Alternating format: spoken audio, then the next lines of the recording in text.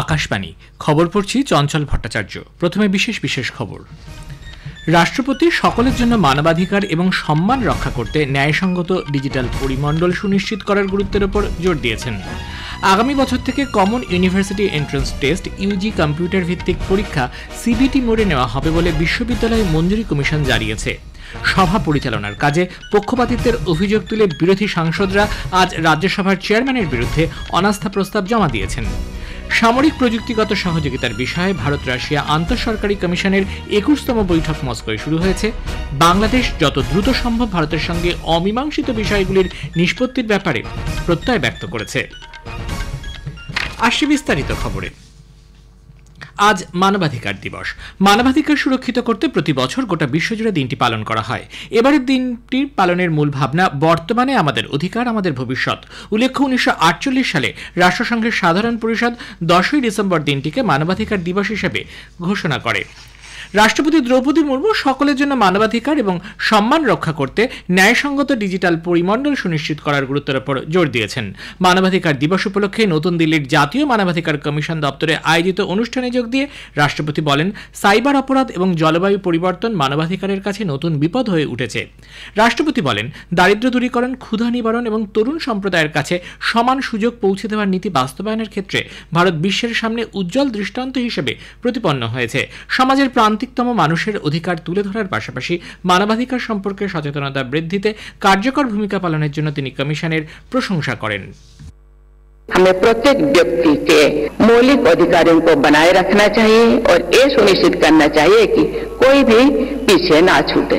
एक साथ निरंतर और एकजुटता के माध्यम से हम एक ऐसे भविष्य का निर्माण कर सकते हैं जिसमें हर व्यक्ति उम्र, पृष्ठभूमि या परिस्थिति की चिंता किए बिना सम्मान, अवसर और पूर्णता का जीवन जीने के लिए सशक्त रहे।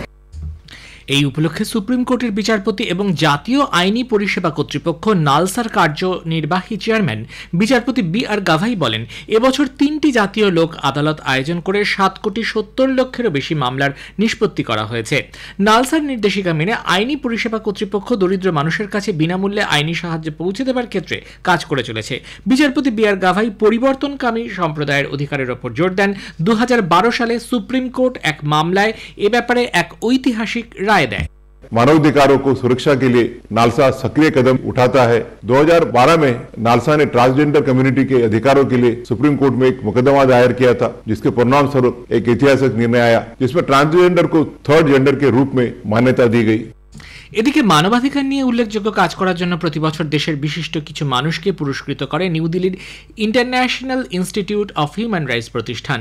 বিভিন্ন আদালত ও কমিশনে মানবাধিকার রক্ষার আইনি পরামর্শ এবং সহায়তার জন্য এবছর global human right protection award তুলে দেওয়া হয় বিশিষ্ট মানবাধিকার আইন বিশেষজ্ঞ ডক্টর বরুণ কুমার দাসকে। পুরস্কার পাওয়ার পর তিনি বলেন, এই পুরস্কার তার মানবাধিকার সুনিশ্চিত করার লক্ষ্যে স্বীকৃতি।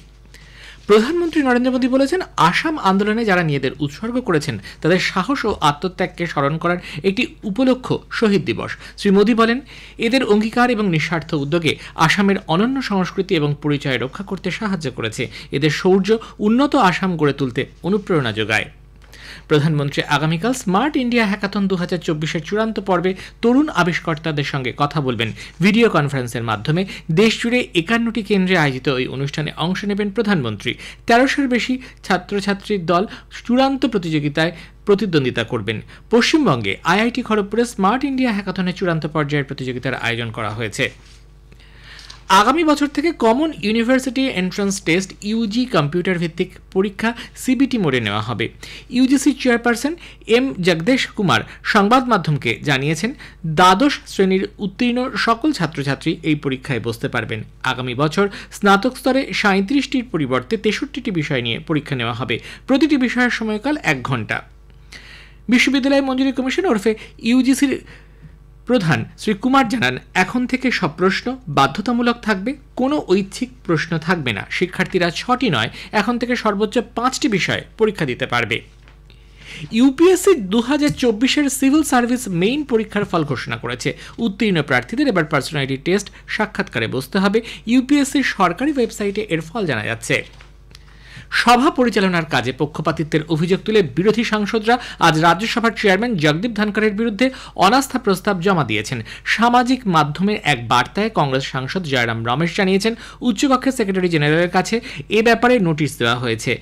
INDIA জোটের সকল সদস্যের কাছেই এছাড়া আর কোনো বিকল্প খোলা ছিল না। সংসদীয় গণতন্ত্রের স্বার্থ রক্ষার জন্য এই পদক্ষেপ নেওয়া হয়েছে বলে তাঁর মন্তব্য। বিজেপি সাংসদ সম্বিত পাত্র সংসদের কাজকর্মে বিঘ্ন ঘটানোর জন্য বিরোধীদের ভূমিকার সমালোচনা করেছেন। সংসদের বাইরে তিনি বলেন, এ ধরনের ঘটনা অত্যন্ত দুর্ভাগ্যজনক। লোকসভায় বিরোধী নেতা রাহুল গান্ধীর ভূমিকারও সমালোচনা করেন তিনি। উল্লেখ্য, সংসদের উভয় সভার অধিবেশন সরকার ও বিরোধী পক্ষের সদস্যদের তুমুল হই হট্টগোলের জেরে আজও দিনের মতো মুলতবি হয়ে গেছে। পররাষ্ট্র সচিব বিক্রম মিশ্রি আজ নতুন দিল্লিতে জার্মানির সাংসদ আন্দ্রেয়াস সোয়ার্টস, ইঙ্গো গ্যাশেডেসন, গেসিন লোৎস, সেবাস্টিয়ান শেফারের সঙ্গে সাক্ষাৎ করেছেন। বৈঠকে তিনি ভারত জার্মানি কৌশলগত অংশীদারিত্বকে আরও শক্তিশালী করার উপর জোর দেন এবং পারস্পরিক স্বার্থ সংশ্লিষ্ট আন্তর্জাতিক বিভিন্ন বিষয় নিয়ে তারা আলোচনা করেন। এ খবর প্রচারিত হচ্ছে আকাশবাণী থেকে। প্রতিরক্ষা মন্ত্রী রাজনাথ সিং এবং রাশিয়ার প্রতিরক্ষা মন্ত্রী আন্দ্রে বেলোসভ আজ মস্কোতে সামরিক ও সামরিক প্রযুক্তিগত সহযোগিতা সংক্রান্ত ভারত রাশিয়া আন্তঃসরকারি কমিশনের ২১তম বৈঠকে যোগ দেন। দুই নেতা সামরিক এবং শিল্প সহযোগিতা সহ প্রতিরক্ষা ক্ষেত্রে দুটি দেশের মধ্যে বহুমুখী সম্পর্কের সম্পূর্ণ পরিসর নিয়ে পর্যালোচনা করেছেন। তারা পারস্পরিক স্বার্থ সংশ্লিষ্ট বিভিন্ন বিষয় এবং সমসাময়িক আঞ্চলিক ও আন্তর্জাতিক বিষয় নিয়ে মতবিনিময় করেছেন। রাজনাথ সিং মস্কোতে ভারতীয় সম্প্রদায়ের সঙ্গেও কথা বলবেন।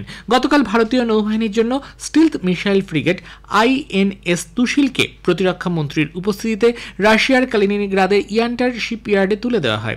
রাজনাথ সিং এই যুদ্ধজাহাজটিকে ভারতের ক্রমবর্ধমান সামুদ্রিক শক্তির ক্রমবর্ধমান প্রয়াস এবং উভয় দেশের মধ্যে দীর্ঘস্থায়ী বন্ধুত্বের এক উল্লেখযোগ্য মাইলফলক হিসেবে উল্লেখ করেন।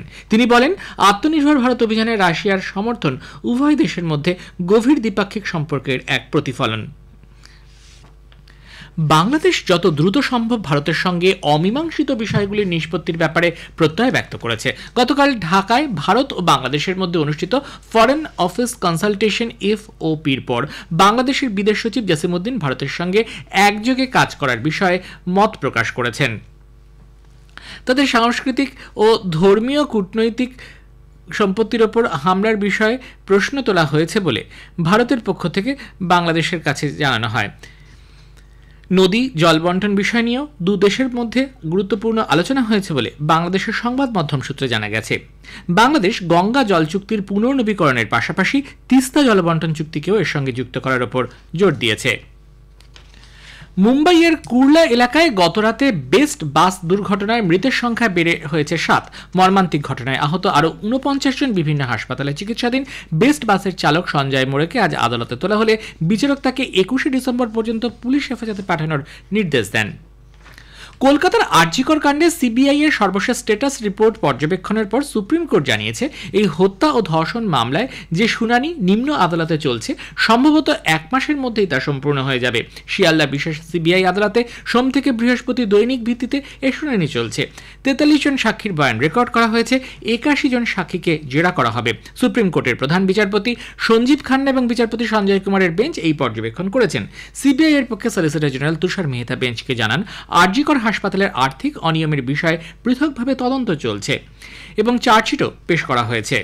অভিযুক্ত ব্যক্তি সরকারি কর্মচারী হওয়ায় রাজ্য সরকারের অনুমতির জন্য অপেক্ষা করা হচ্ছে। নিহত চিকিৎসক পড়ুয়ার পক্ষে আইনজীবী বৃন্দা গ্রোভার বলেন, CBI হত্যা ও ধর্ষণ মামলায় অতিরিক্ত চার্জশিট পেশ করবে বলে আশা করছে। আগামী 21শে ডিসেম্বর ত্রিপুরায় নর্থ ইস্ট কাউন্সিল NECর 72তম পূর্ণাঙ্গ অধিবেশনের প্রস্তুতি খতিয়ে দেখেছেন সে রাজ্যের মুখ্যমন্ত্রী অধ্যাপক ডাক্তার মানিক সাহা। আগরতলায় উজ্জয়ন্ত প্যালেস ও প্রজ্ঞা ভবন পরিদর্শন করেন তিনি। বৈঠকে যোগ দিতে কেন্দ্রীয় স্বরাষ্ট্রমন্ত্রী অমিত শাহ 20শে ডিসেম্বর আগরতলা আসবেন।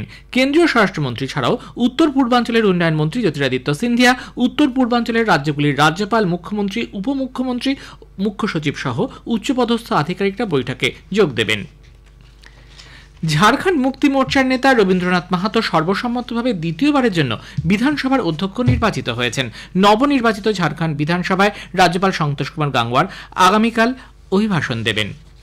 শেষে বিশেষ খবর আরও একবার। রাষ্ট্রপতি সকলের জন্য মানবাধিকার এবং সম্মান রক্ষা করতে ন্যায়সঙ্গত ডিজিটাল পরিমণ্ডল সুনিশ্চিত করার গুরুত্বের উপর জোর দিয়েছেন। আগামী বছর থেকে common university entrance test UG computer ভিত্তিক পরীক্ষা সিবিটি মোডে নেওয়া হবে বলে বিশ্ববিদ্যালয় মঞ্জুরি কমিশন জানিয়েছে। খবর শেষ হলো।